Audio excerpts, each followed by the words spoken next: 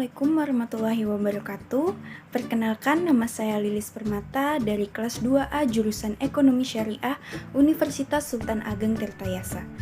Jadi video kali ini saya buat bertujuan untuk memenuhi ujian tengah semester mata kuliah aspek hukum dalam ekonomi yang dosen pengampunya yaitu Bapak Dr. Syihabuddin MSI. Jadi video kali ini saya akan membahas tentang pengantar hukum ekonomi. Tapi sebelum kita lanjut membahas apa itu pengantar hukum ekonomi, saya akan menjelaskan terlebih dahulu latar belakang dari hukum ekonomi itu seperti apa. Jadi lahirnya hukum ekonomi disebabkan oleh semakin pesatnya pertumbuhan dan perkembangan perekonomian. Di seluruh dunia, hukum itu berfungsi sebagai mengatur dan membatasi kegiatan-kegiatan ekonomi dengan harapan pembangunan perekonomian tidak mengabaikan hak-hak kepentingan masyarakatnya, seperti kebanyakan negara berkembang yang lainnya. Kita kasih contoh seperti Indonesia. Indonesia ini berusaha semaksimal mungkin untuk meningkatkan kesejahteraan masyarakatnya atau warganya. Untuk itu, peranan hukum itu dalam pembangunan ekonomi suatu bangsa merupakan sesuatu yang tidak dapat diabaikan keberadaannya, sehingga sangat jelas jika kondisi hukum suatu bangsa itu efektif, maka pembangunan ekonomi pun akan mudah untuk dilaksanakan atau dilakukan. Materi pertama yang akan kita bahas yaitu tentang pengertian hukum. Hukum menurut KBBI yaitu peraturan atau adat yang secara resmi dianggap mengikat dan dikukuhkan oleh penguasa pemerintah atau otoritas. Kata hukum juga dapat disamakan dengan recht dalam bahasa Belanda atau law dalam bahasa Inggris yang mengandung makna yang luas meliputi semua peraturan atau ketentuan tertulis maupun tidak tertulis yang mengatur kehidupan masyarakat dan menyediakan sanksi terhadap pelanggarnya. Dari pendapat para ahli hukum, juga belum terdapat satu kesatuan mengenai pengertian hukum, namun dapat ditarik suatu kesimpulan bahwa hukum memiliki beberapa unsur sebagai berikut. Yang pertama yaitu hukum merupakan kumpulan kaidah atau norma tingkah laku. Yang kedua, mengatur kehidupan masyarakat. Yang ketiga, berisi perintah dan larangan. Yang keempat, hukum itu berbentuk tertulis maupun tidak tertulis. Yang kelima, hukum bersifat memaksa. Dan yang keenam, mempunyai sanksi. Dari tujuan hukum ini adalah untuk mencapai keadilan dan kepastian hukum. Di samping dua tujuan utama tersebut, terdapat tujuan lainnya yang dikemukakan para sarjana hukum, seperti kedamaian, ketertiban, kesejahteraan, kemakmuran, dan sebagainya. Menurut Hartono 2000, batasan hukum ialah hukum harus mempunyai, menjaga, dan mengatur harkat dan martabat manusia. Hukum juga harus mempunyai kehidupan manusia dengan mengatur keseimbangan kepentingan semua pihak demi kesejahteraan nilai-nilai kemanusiaan. Pengertian ekonomi. Kata ekonomi berasal dari bahasa Latin oikonomia yang mengandung pengertian pengaturan rumah tangga. Rumah tangga di sini mungkin kecil seperti keluarga, mungkin juga besar seperti negara. Pengaturan demikian bertujuan untuk mencapai kemakmuran. Jadi, ekonomi dapat diartikan sebagai upaya perorang-orangan untuk memenuhi kebutuhannya yang meliputi kebutuhan primer, sekunder, dan tersier. Upaya yang dilakukan tersebut secara bebas akan dapat menimbulkan variasi tindakan atau usaha yang sangat mungkin sengaja atau tidak sengaja. Usaha yang dilakukannya akan menimbulkan kerugian bagi orang lain. Pengertian ekonomi dalam mencakup negara dapat diartikan bagaimana upaya negara memenuhi kebutuhannya dalam menyelenggarakan urusan publik untuk mewujudkan kesejahteraan masyarakat. Kegiatan ekonomi bisa meliputi 3 kegiatan besar, di antaranya yaitu produksi, distribusi, dan konsumsi, termasuk semua hal yang terkait dalam pelaksanaan 3 kegiatan besar tersebut.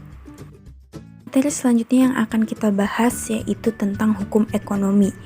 Menurut Hartono 1988 menyatakan hukum ekonomi Indonesia adalah keseluruhan kaidah-kaidah dan putusan-putusan hukum yang secara khusus mengatur kegiatan dan kehidupan ekonomi di Indonesia. Dengan demikian, hukum dan ekonomi ibarat dua sisi mata uang yang tidak dapat dipisahkan dan saling melengkapi. Di negara-negara maju, sebelum produk industri diterjunkan di pasar terlebih dahulu, dibuat aturan hukum untuk melindungi penggunaan produk-produk ekonomi tersebut oleh masyarakat. Hal ini membuktikan interaksi antara ilmu hukum dan ilmu ekonomi tidak dapat dipisahkan karena keduanya mempunyai persamaan dan keterikatan di dalam teori-teori keilmuan tentang perilaku. Ilmu ekonomi menyediakan acuan normatif untuk mengevaluasi hukum dan kebijakan, sedangkan hukum merupakan alat untuk mencapai tujuan-tujuan sosial yang diharapkan. Dasar hukum ekonomi Indonesia ini terbagi menjadi 7. Yang pertama yaitu Undang-Undang 1945, yang kedua TAP MPR, yang ketiga Undang-Undang, yang keempat Peraturan Pemerintah, yang kelima Keputusan Presiden, yang keenam SK Menteri, dan yang terakhir yaitu Peraturan Daerah. Aspek dalam hukum ekonomi adalah semua yang berpengaruh dalam kegiatan ekonomi, antara lain adalah pelaku dari kegiatan ekonomi yang jelas mempengaruhi kejadian dalam ekonomi, komoditas ekonomi yang menjadi awal dari sebuah kegiatan ekonomi, kemudian aspek-aspek lain yang mempengaruhi hukum ekonomi itu sendiri, seperti contoh yang ada di atas, yaitu kurs mata uang, aspek lain yang berhubungan seperti politik, dan aspek lain dalam hubungan ekonomi yang sangat kompleks. Ya, materi selanjutnya yaitu hukum ekonomi Indonesia itu dibagi menjadi 2. Yang pertama adalah hukum ekonomi pembangunan. Hukum ekonomi pembangunan yaitu meliputi pengaturan dan pemikiran hukum mengenai cara-cara peningkatan dan pengembangan kehidupan ekonomi Indonesia secara nasional. Nah, berikut itu dibagi menjadi beberapa hal. Yang pertama, yang termasuk ke dalam hukum ekonomi pembangunan yaitu tanah, bentuk-bentuk usaha, penanaman modal, kredit dan bantuan luar negeri, pengkreditan dalam negeri perbankan, paten, merek, dan transfer. Selanjutnya ada asuransi, ekspor-impor, pertambangan, dan perburuhan. Nah, yang kedua yaitu hukum ekonomi sosial. Hukum ekonomi sosial adalah menyangkut peraturan pemikiran hukum mengenai cara-cara pembagian hasil pembangunan ekonomi nasional secara adil dan merata dalam hak asasi manusia di Indonesia, yang mencakup antara lain yang pertama obat-obatan, kesehatan dan keluarga, perumahan, bencana alam, transmigrasi, pertanian, bentuk-bentuk perumahan rakyat, bantuan dan pendidikan bagi pengusaha kecil, yang terakhir yaitu perburuhan. Materi selanjutnya yaitu hubungan hukum ekonomi dan pembangunan. Hubungan hukum dan pembangunan ekonomi yaitu bahwa hukum dapat menjadi pegangan dan acuan dalam melakukan kegiatan ekonomi dan dapat menciptakan norma ataupun peraturan hukum yang mendukung dalam kegiatan ekonomi tersebut dalam rangka pembangunan ekonomi di Indonesia. Materi selanjutnya yaitu tentang kodifikasi dan norma hukum. Kodifikasi adalah himpunan berbagai peraturan menjadi undang-undang atau hal penyusunan kitab perundang-undangan. Dalam sejarahnya, formulasi suatu hukum atau peraturan dibuat secara tertulis yang disebut dengan jus scriptum. Dalam perkembangan selanjutnya lahirlah berbagai peraturan-peraturan dalam bentuk tertulis tersebut yang bisa disebut dengan corpus juris. Setelah jumlah peraturan itu menjadi demikian banyak, maka dibutuhkan sebuah kodifikasi hukum yang menghimpun berbagai macam peraturan perundang-undangan.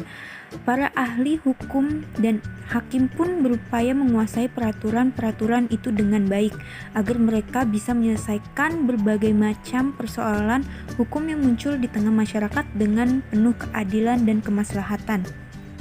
Norma dalam KBBI atau Kamus Besar Bahasa Indonesia dapat diartikan sebagai aturan atau ketentuan yang mengikat semua atau sebagian warga masyarakat. Aturan yang baku, ukuran untuk menentukan sesuatu ditinjau dari segi etimologi. Kata norma berasal dari bahasa Latin, sedangkan kata kaidah berasal dari bahasa Arab. Norma berasal dari kata nomos yang berarti nilai dan kemudian dipersempit maknanya menjadi norma hukum. Sedangkan kaidah dalam bahasa Arab berasal dari kata qaidah yang berarti ukuran atau nilai pengukur. Sebelum kita membahas lebih lanjut mengenai pengantar hukum ekonomi, karena di sini berkaitan dengan ekonomi nih. Di sini saya akan kasih satu contoh masalah ekonomi di Indonesia. Di sini saya kutip videonya dari kompas.com. Langsung saja, ini dia videonya. Indonesia bisa dikatakan mengalami pertumbuhan ekonomi yang cukup pesat. Namun, di balik pertumbuhan itu, Indonesia masih mengalami banyak permasalahan ekonomi. Lalu, ada apa saja masalah ekonomi Indonesia? Pertumbuhan ekonomi Indonesia terbilang cukup pesat, namun angka kemiskinan, ketimpangan sosial, dan pengangguran juga tergolong tinggi. Guna meningkatkan pertumbuhan ekonomi, berbagai masalah ekonomi seperti kemiskinan dan pengangguran harus segera diatasi agar dapat memperbaiki kuantitas serta kualitas ekonomi Indonesia. Tingkat impor di Indonesia tergolong masih tinggi. Hal ini dikarenakan output di sektor pertanian dan peternakan kian rendah. Sementara pertumbuhan penduduk terus-menerus meningkat, sehingga harus ditekan seminimal mungkin untuk meningkatkan pertumbuhan ekonomi dalam negeri. Umumnya, masalah ini dipengaruhi oleh besaran pendapatan, harga barang dan jasa, hingga seberapa banyak barang yang dikonsumsi.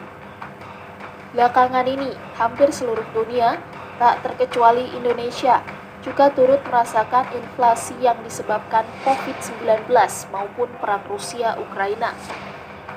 Hal ini juga turut memengaruhi daya beli masyarakat Indonesia. Begitu pula dengan suku bunga pinjaman yang relatif tetap sehingga perluasan dunia usaha jadi sedikit terhambat. Dalam 3 tahun terakhir, Indonesia sebagai negara tujuan investasi langsung terus mengalami penurunan. Selain itu, jumlah perusahaan di Indonesia juga mulai berkurang. Disadari atau tidak, ini memengaruhi daya saing antar masyarakat atau antar perusahaan dalam mengembangkan dunia usahanya. Dalam menghadapi revolusi industri 4.0, dibutuhkan perencanaan yang matang, termasuk penyusunan skala prioritas. Minimnya perencanaan infrastruktur dasar industri, yakni Internet of Things atau IoT, dan mitigasi tenaga kerja juga memengaruhi masalah ekonomi di Indonesia. Penurunan subsidi energi dalam beberapa tahun terakhir turut memengaruhi kondisi ekonomi Indonesia.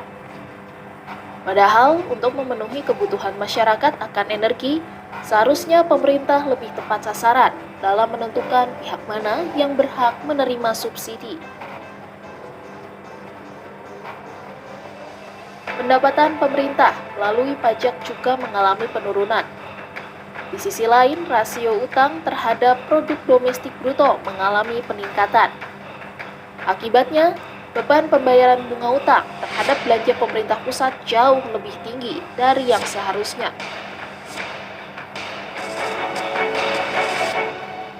Alokasi dana desa terus meningkat tiap tahunnya. Begitu pula dengan proporsi dana desa yang ditransfer ke daerah.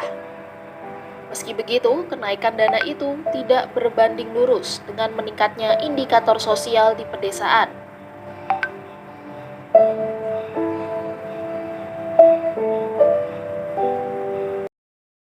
Bahasan berikutnya yaitu tentang kodifikasi hukum ekonomi syariah. Hukum ekonomi syariah yang berasal dari fikih muamalah yang telah dipraktekkan dan dalam aktivitas di lembaga keuangan syariah memerlukan wadah perundang-undangan agar memudahkan penerapannya dalam kegiatan usaha di lembaga-lembaga keuangan syariah tersebut. Sebagaimana dimaklumi bahwa formulasi materi kodifikasi hukum ekonomi syariah tidak terdapat dalam jurisprudensi di lembaga-lembaga peradilan Indonesia. Meskipun demikian, jurisprudensi dalam kasus yang sama bisa dirujuk sepanjang tidak bertentangan dengan prinsip hukum ekonomi syariah. Artinya, keputusan hukum masa lampau itu difikihkan karena dinilai sesuai dengan syariah. Selain itu, penyusunan kodifikasi hukum ekonomi syariah atau hukum perdata Islam harus menggunakan ilmu ushul fikih dan kawaid fikih. Disiplin ini adalah metodologi jurisprudensi Islam yang mutlak diperlukan para mujtahid. Dengan demikian, maqasid syariah perlu menjadi landasan perumusan hukum. Metode istihsan, urf, sodzariyah, dan pertimbangan-pertimbangan kemaslahatan menjadi penting. Dengan demikian diharapkan selain akan dapat memelihara dan menampung aspirasi hukum serta keadilan masyarakat, kodifikasi hukum ekonomi syariah juga akan mampu berperan sebagai rekayasa atau social engineering masyarakat muslim Indonesia.